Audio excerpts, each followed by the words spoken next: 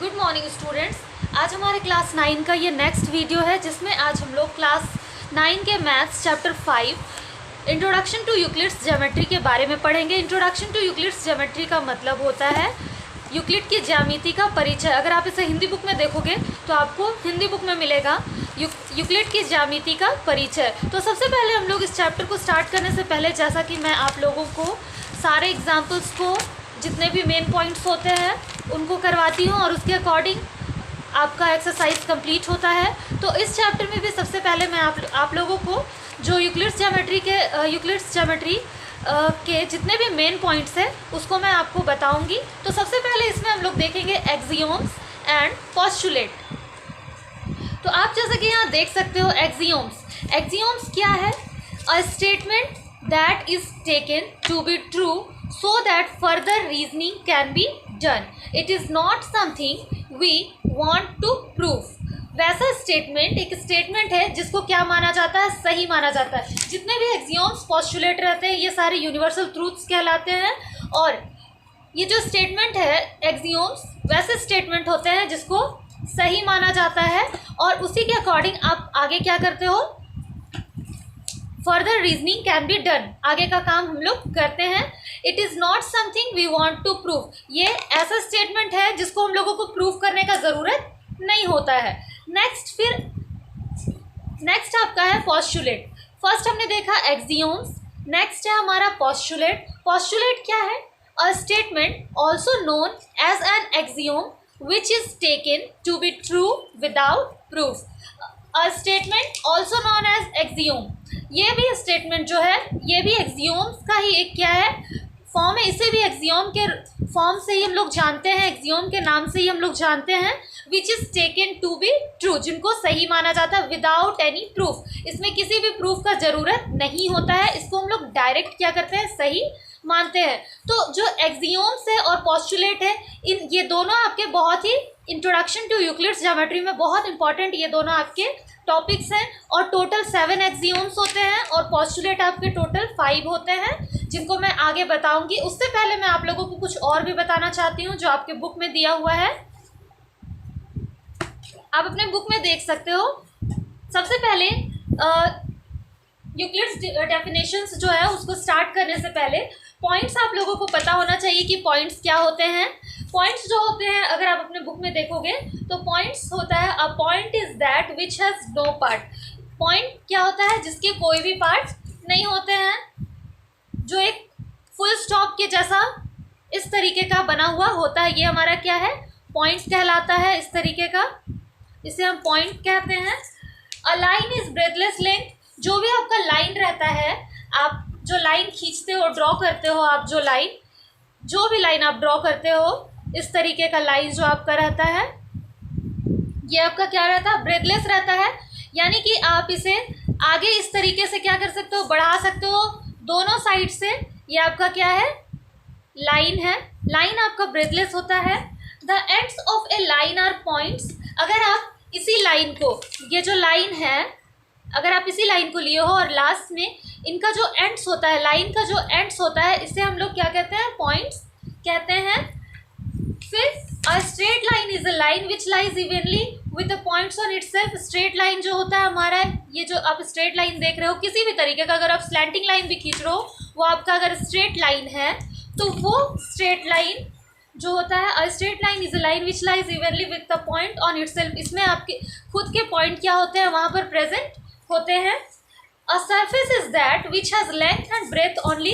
ये आप देख रहे हो, ये जो आपका पेज दिख रहा है, ये पेज जो है या फिर ये जो सरफेस है, जितने भी सरफेस होते हैं आपके प्लेन सरफेस, उनके लेंथ और ब्रेथ क्या होते हैं? किसी भी सरफेस का लेंथ और ब्रेथ उसमें उसके साथ होता है, उसके पास होता है।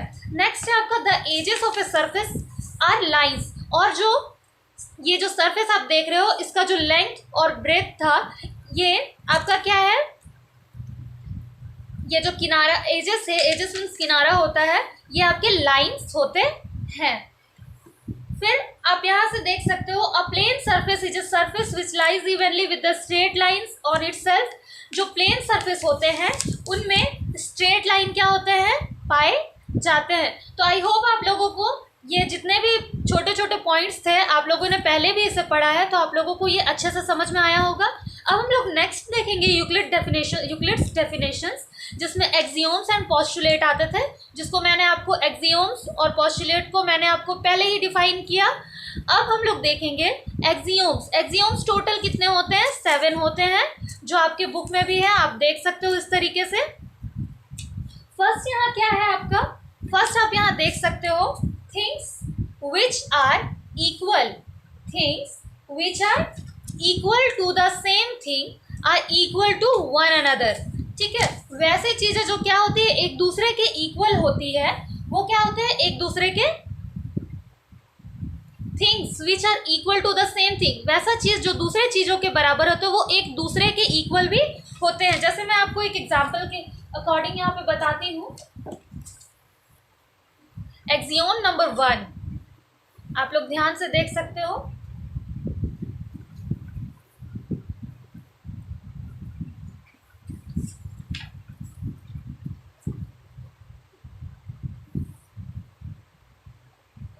एक्सियोम नंबर 1, अगर आप एक ट्रायंगल बनाते हो इस तरीके से किसी भी रेडियस पर, मैंने यहाँ पे ये ले लिया है, किसी भी रेडियस पर अगर आप 4 सेंटीमीटर मैंने यहाँ पर लिया है और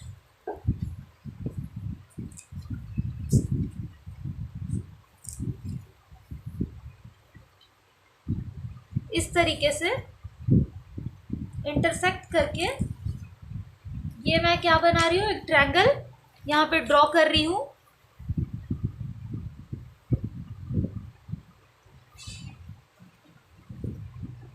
यहाँ मैंने इसका नाम ए बी रखा और ये जो आपको थर्ड पॉइंट मिला ये सी है। अगर आपका ए बी क्या है? A B is equal to आपका इन ट्रायंगल ए बी सी में आप देखिए, इन ट्रायंगल ए बी सी अगर आपका A B is equal to A C है, then A B is equal to B C भी होगा। A B is equal to A C, ये जो आप ट्रायंगल देख रहे हो यहाँ in triangle A B C, A B is equal to A C and A B is equal to B C होगा। ठीक है, तो अगर आपका A B is equal to A C है और A B is equal to B C है, तो आप यहाँ देख सकते हो ए बी आपका बी सी के इक्वल होगा और बी सी जो होगा आपका ए सी के इक्वल होगा। तो इस तरीके से जो आपका फर्स्ट एक्सियोम था, एक्सियोम नंबर 1 जो था आपका, जो आप अपने बुक में एक्सियोम नंबर 1 जो आप देखे थे, जो मैंने आपको बताया था, things which are equal to same things, यहाँ आप अपने बुक में देख सकते हो, things which are equal to the same thing are equal to one another. तो इस एग्जाम्पल के अकॉर्डिंग आपको समझ में आ गया होगा कि जो चीज़ें दूसरे चीज़ों के बराबर होती है वो एक दूसरे के क्या होती हैं? इक्वल होती हैं। अब नेक्स्ट हम लोग देखेंगे एक्सियोम नंबर 2, ये आप अपने बुक में भी देख सकते हो यहाँ। If equals are added to equals the wholes are equal. अगर इक्वल्स में अगर इक्वल को ऐड किया जाता है तो जो होल होते हैं वो भी आपके क्या होते हैं? इक्वल होते हैं। तो इसी भी मैं आपको एग्जाम्पल के अकॉर्डिंग बताऊंगी। यहाँ पर आप एक लाइन देख सकते हो ए बी और इसका मिड पॉइंट है सी। ठीक है, ये आपका क्या है? A C is equal to B C है। आप इसे कह सकते हो A C is equal to B C. ठीक है, ये हमारी लाइन में A C is equal to B C है, जिसमें से अगर हम लोग ए सी में अगर आप ए सी को ऐड करते हो और बी सी में भी अगर आप ए सी को ऐड करते हो तो ये आपको मिल जाएगा A C plus A C, 2AC is equal to B C plus A C, हमारा क्या हो जाएगा? A B. तो इस तरीके से हम लोगों ने देखा ये जो लाइन है आपका, ये सेकंड लाइन जो आप देख रहे हो, ये वाला लाइन, ये जो लाइन आप देख रहे हो ये क्या है, अगर if equals are added to equals, आप देख रहे हो द होल्स आर इक्वल, यहाँ जो है इक्वल, ये दोनों इक्वल है, इसमें हम लोग जो भी चीज़ यहाँ ऐड कर रहे हैं वापस से हम लोग को ये चीज़ आपको अगर आप यहाँ पर क्या होगा मिल जाएगा। तो इस ये जो आपको एग्जांपल मैंने बताया इसके अकॉर्डिंग आपको ये जो सेकंड एक्सियोम है वो क्लियर हुआ होगा। If equals are added to equals the wholes are equal. अगर आप इसे और आगे करोगे तो आपका AC is equal to half AB हो जाएगा। इसका भी यूज है, मैं आपको बताऊंगी। नेक्स्ट अब हम लोग देखेंगे, आप अपने बुक में देख सकते हो axiom number 3, if equals are subtracted from equals the remainders are equal. अगर हम लोग क्या करते हैं, इक्वल्स, अगर if equals are subtracted from equals, अगर इक्वल्स को क्या किया जाता है, इक्वल से सब्ट्रैक्ट किया जाता है तो रिमाइंडर्स क्या होते हैं, इक्वल होते हैं। जैसे एक्सियोम नंबर 3 के लिए हम लोग देखेंगे, एक्सियोम नंबर आपका है 3। इसके लिए आप ध्यान दीजिए, यहाँ पर करना क्या है आपको, यहाँ आपको ध्यान देना है कि अगर हमारे पास जैसे यहाँ भी एक मैं लाइन ले रही हूँ इस तरीके का, सपोज दैट ये पॉइंट है आपका A D और ये पॉइंट है आपका B एंड ये पॉइंट है आपका C। अगर यहाँ पर हम लोग ले रहे हैं AB is equal to AC, sorry AC is equal to BD, अगर यहाँ पर है, मैं ले रही हूँ यहाँ पर, तो हम लोगों को क्या बताना है कि if equals are subtracted from equals the remainders are equal.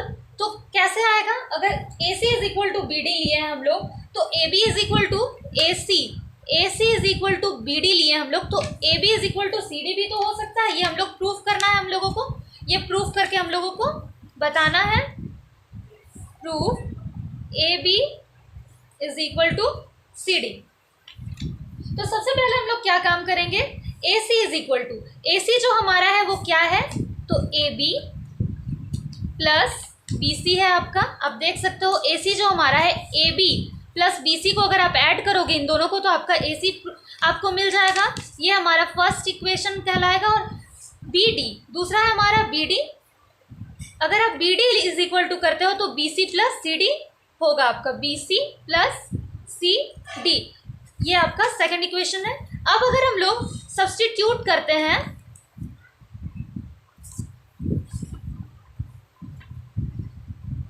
The equation 1 and 2, तो आपका क्या हो जाएगा, AC is equal to BD, that means AC का वैल्यू आपका कितना है, AB plus BC is equal to BD कितना है आपका, BC plus CD।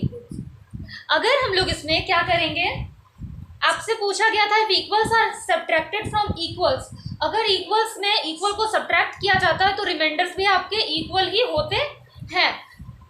AB plus BC, अगर हम लोग इसमें BC माइनस करते हैं is equal to BC plus CD minus BC, इसमें भी हम लोग क्या कर रहे हैं, BC को माइनस कर रहे हैं, तो आपका प्लस माइनस ये कैंसिल हो जाएगा,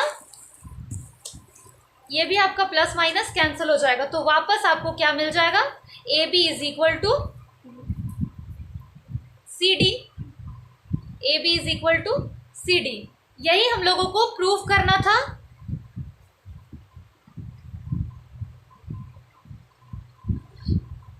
तो इसके अकॉर्डिंग हम लोगों ने देखा कि किस तरीके से ये जो लाइन आप देख रहे हो, ये लाइन थर्ड लाइन यहाँ पे जो आप देख रहे हो, ये आपको क्या बताता है, if equals are subtracted from equals the whole remainders are equal. ये आप देख रहे हो रिमाइंडर्स आर इक्वल। तो इसी के अकॉर्डिंग आपको एक्सियोम्स 3 जो आपका एक्सियोम नंबर 3 है वो आपका कंप्लीट होता है। नेक्स्ट हम लोग देखेंगे एक्सियोम नंबर 4। नेक्स्ट जो हमारा है 4 axiom, things which coincide with one another are equal to one another. ये भी हम लोगों ने देखा है। ये आपका जो एक्सियोम नंबर 2 जो मैं आपको बता रही थी, उसी में आपका क्या है, ये जो एक्सियोम नंबर जो मैं आपको 3 बता रही थी, उसी में आपका दिया हुआ है things which coincide with one another are equal to one another. जैसा कि हम लोगों ने यहाँ पर देखा था, A B is equal to C D हम लोगों का निकला था, पहले आपका दिया गया था A C is equal to B D. एक ही लाइन में इफ थिंग्स विच कोइंसाइड, वैसी चीज़ें जो क्या होती है एक दूसरे का कोइंसाइड होती है, वो भी एक दूसरे के इक्वल होते हैं। जैसा A C is equal to B D था, तो हमने A B is equal to C D भी प्रूफ कर दिया था। तो इसके अकॉर्डिंग जो हम लोगों ने यहाँ पे प्रूफ किया, उसके अकॉर्डिंग आपका एक्सियोम नंबर जो 4 है वो आपका क्लियर होता है। नेक्स्ट हम लोग देखेंगे axiom number 5, the whole is greater than the part. Whole जो होता है वो किसी भी पार्ट से क्या होता है, ग्रेटर होता है। इसके लिए हम आपको एक नॉर्मल लैंग्वेज में, अगर सिंपल लैंग्वेज में हम लोग बोले, किसी भी पार्ट का, जैसे आप एक ट्रायंगल ले लो या सर्कल ले लो, ये नॉर्मल में बता रही हूँ, नॉर्मल लैंग्वेज में, कि अगर आप किसी भी चीज़ को लेते हो और उसे आप पार्ट में डिवाइड करते हो, तो किसी एक पार्ट या 2 पार्ट या 3 पार्ट से होल जो होता है हमेशा क्या होता है, ग्रेटर होता है, बड़ा होता है।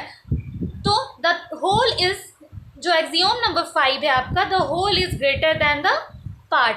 नेक्स्ट है आपका axiom number 6, things which are double to the same things are equal to one another. मैंने आपको एक्सियोम नंबर 2 जब आपको एक्सियोम नंबर 2 बता रही थी, if equals are added to equals the whole are equals, उसी में आपको मैं एक चीज़ यहाँ पर आपको दिखाना चाहती हूँ। जब आप एक्सियोम्स में सेम ऐड किए थे तो आपका ये तो इक्वल था, पर जब आप नेक्स्ट स्टेप में गए थे तो आपको ए सी प्लस ए सी यानी कि 2AC मिला था is equal to A B. यहाँ आप देख रहे हो ये जो इक्वल टू का साइन है, कहने का मतलब क्या है, things which are double of the same things are equal to one another. So axiom number 6, ये जो आपका लाइन दिख रहा है, ये एक्सियोम नंबर 6 को क्या करता है, प्रूफ करता है। नेक्स्ट आपका एक्सियोम नंबर, ये जो आपका लास्ट 7 नंबर है, axiom number 7, things which are halves of the same things are equal to one another. Next फिर जब इसी स्टेप को आपको मैंने फिर से बताया था, तो आपका इसी यहाँ हो जाएगा, ये 2 आपका इक्वल टू के दूसरे साइड में चला गया, हाफ में चेंज हो गया है। तो आप यहाँ पे देख रहे हो कि things which are halves of the same thing, things which are half of the same thing are equal to one another. That means A C is equal to half of A B. A C क्या है आपका, ए C क्या है, A B का half है। तो आप ये जो हमारा एक्सियोम नंबर 7 है, ये भी आपका इस लाइन के अकॉर्डिंग क्या होता है, प्रूफ होता है। सो आई होप आप लोगों को जितने भी एक्सियोम्स थे अच्छे से क्लियर हो गए होंगे। नेक्स्ट अब हम लोग देखेंगे पोस्टुलेट, जो मैंने आपको बताया था पोस्टुलेट के बारे में। तो इसे भी आप लोग, पोस्टुलेट आपके बुक में दिया गया है, जो मैं अभी आप लोगों को बताऊंगी। तो सबसे पहले हम लोग देखते हैं पोस्टुलेट नंबर 1। पोस्टुलेट नंबर 1 क्या कहता है, a straight line may be drawn from any one point to any other point। Okay, first जो पोस्टुलेट था आपका, अ स्ट्रेट लाइन में be drawn from any one point two any other point. किसी भी एक पॉइंट से दूसरे point तक हम लोग क्या कर सकते हैं, कोई भी लाइन को ड्रॉ कर सकते हैं। तो इस तरीके से हमने क्या कर दिया है, फर्स्ट पोस्टुलेट आपका इस तरीके से क्या हो रहा है, प्रूफ हो रहा है। नेक्स्ट जो आपका है पोस्टुलेट नंबर 2, आपके बुक में ये गिवन है, पोस्टुलेट नंबर 2, ये आप देखो आपके बुक में दिया हुआ है, गिवन है, a terminated line can be produced indefinitely. Terminated line जो होता है आपका, हिंदी में अगर आप देखोगे आपके बुक में जो दिया हुआ है, वो शांत लाइन होता है जिसको कहा जाता है। तो इस तरीके का लाइन जो रहता है, ये जो आप देख रहे हो ये लाइन है, ये जो टर्मिनेटेड लाइन है। तो जो आपका पोस्टुलेट नंबर 2 है, और टर्मिनेटेड लाइन इस तरीके का होता है, ये प्रोड्यूस्ड क्या करता है, इनडेफिनाइटली। ठीक है, आप इसे जितना आगे भी क्या कर सकते हो, इस तरीके से बढ़ा सकते हो। और आपका जो पॉइंट दिया हुआ है जैसे यहाँ पर, इससे आप काफ़ी सारे लाइन, ये जो आपका इस तरीके से हम लोग क्या कर सकते हैं अपने लाइंस को, ये हमारा इनडेफिनाइटली जितना भी आगे आप क्या कर सकते हो ले जा सकते हो। नेक्स्ट आपका है पोस्टुलेट नंबर 3, ये भी आपके बुक में गिवन है। पोस्टुलेट नंबर 3 ये आप देख सकते हो। A circle can be drawn with any center of and any radius। हम लोग जो सर्कल बनाते हैं ये किसी को भी सेंटर मान करके, कोई सा पॉइंट को भी सेंटर मान करके किसी भी रेडियस से हम लोग क्या कर सकते हैं सर्कल ड्रॉ कर सकते हैं। जैसे मैंने यहाँ पर क्या किया है, एक पॉइंट माना और इसे क्या किया है किसी भी रेडियस पे, यहाँ आप कोई सा भी रेडियस लेके क्या कर सकते हो, आप इस तरीके का सर्कल को क्या कर सकते हैं ड्रॉ कर सकते हैं। तो जो सर्कल ड्रॉ होता है ये रेडियस आपको पता होना चाहिए। अगर आप जिस साइड भी रेडियस सर्कल के पॉइंट से सर्कल के किनारे पे आप जहाँ कहीं भी आप लाइन खींचोगे ये क्या होता है आपका रेडियस तो आपका सेम ही होता है। तो इस तरीके से आपका जो पोस्टुलेट नंबर 3 है वो आपका यहाँ पे क्या होता है क्लियर होता है। That means a circle can be drawn with any centre and any radius. किसी भी सेंटर और किसी भी रेडियस पर क्या होता है सर्कल आप ड्रॉ कर सकते हो। नेक्स्ट है आपका पोस्टुलेट नंबर 4। नेक्स्ट आपका है पोस्टुलेट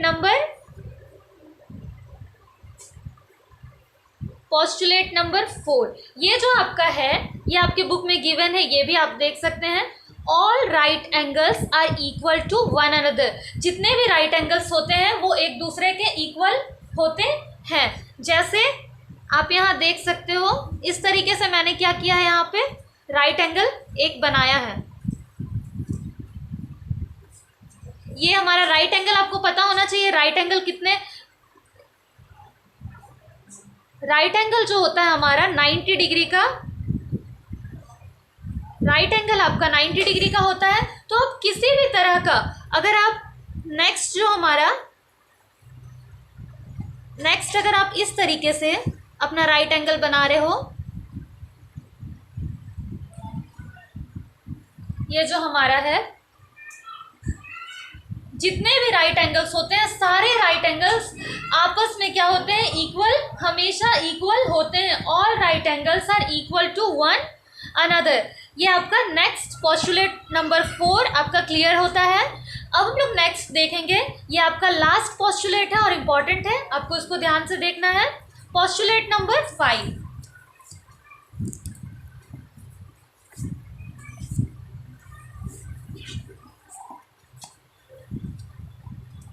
पोस्टुलेट नंबर 5 आपके बुक में गिवन है, आप देख सकते हो यहाँ पर।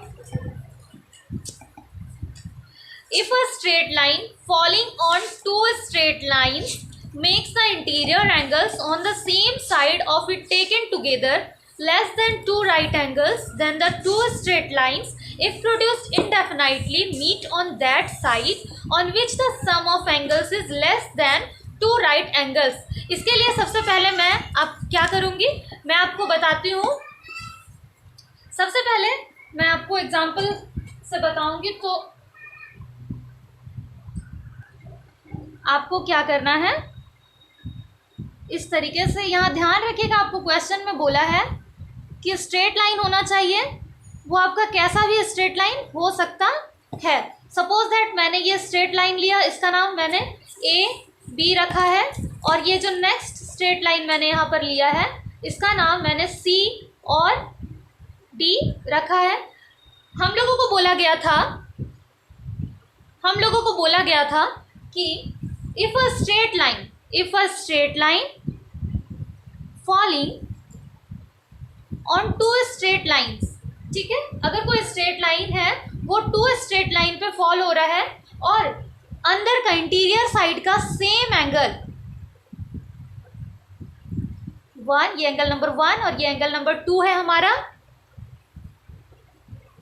अगर ये क्या होता है लेस देन 2 राइट एंगल्स, ये भी आपका 90 डिग्री से कम और ये भी आपका 90 डिग्री से अगर कम होता है तो हम लोग का क्या होता है देन द 2 स्ट्रेट लाइंस। तो ये जो 2 स्ट्रेट लाइंस होता है, अगर आप इसे प्रोड्यूस करते जाते हो इस तरीके से, अगर आप आगे इसे बढ़ाते जाओगे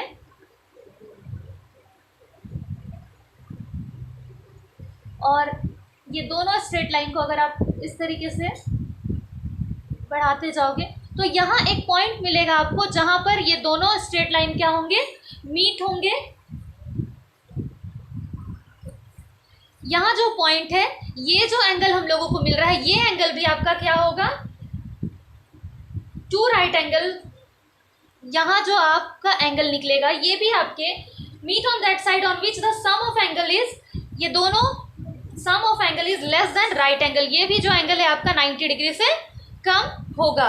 तो ये जो पोस्टुलेट नंबर 5 है आपका, इस तरीके से ये जो आपका फर्स्ट था, if a straight line falling on two straight lines makes the interior angles on the same side का इंटीरियर एंगल्स आपका क्या हो रहा है, ये दोनों अगर आपका टू राइट एंगल्स यानी कि 90 डिग्री, दोनों ही 90 डिग्री से अगर कम हो तो ये आपका स्ट्रेट लाइन क्या होता है, then the two straight line. तो फिर ये टू स्ट्रेट लाइन इंडेफिनाइटली क्या होता है, प्रोड्यूस्ड होता है और एक ऐसे पॉइंट पे मीट करता है, meet on that side on which the sum of angle is less than two right angle। यहाँ भी जो आपका एंगल बनेगा ये आपका क्या होगा, 90 डिग्री से यानी कि राइट एंगल से कम होगा। तो यहाँ और एक और चीज़ आप लोगों को यहाँ पे ध्यान में रखना है कि हम लोगों को स्ट्रेट लाइन लेने के लिए बोला गया है, पैरेलल नहीं लेने के लिए बोला गया है। तो इस तरीके से आपका जो पोस्टुलेट नंबर 5 है वो क्लियर होता है। सो आई होप आप लोगों को ये सारा जितना भी आपको मैंने एक्सियोम्स, पोस्टुलेट और जितने भी मेन पॉइंट्स मैंने आप लोगों को बताया, आप लोगों को अच्छे से समझ में आ गए होंगे। नेक्स्ट वीडियो में मैं आप लोगों को इस एक्सरसाइज के एग्जांपल्स को बताऊंगी और उस एक्सरसाइज के जितने भी एग्जांपल्स को मैं आपको बताऊंगी उसके अकॉर्डिंग आपको अपना एक्सरसाइज कंप्लीट करना है। सो आई होप आप लोगों को ये वीडियो अच्छा लगा, और अगर अच्छा लगा तो आप लोग इसे बाकियों के साथ भी शेयर कीजिए ताकि वे लोग भी अच्छे से इस वीडियो के थ्रू वे लोग भी पढ़ सकें। So thank you so much and have a nice day.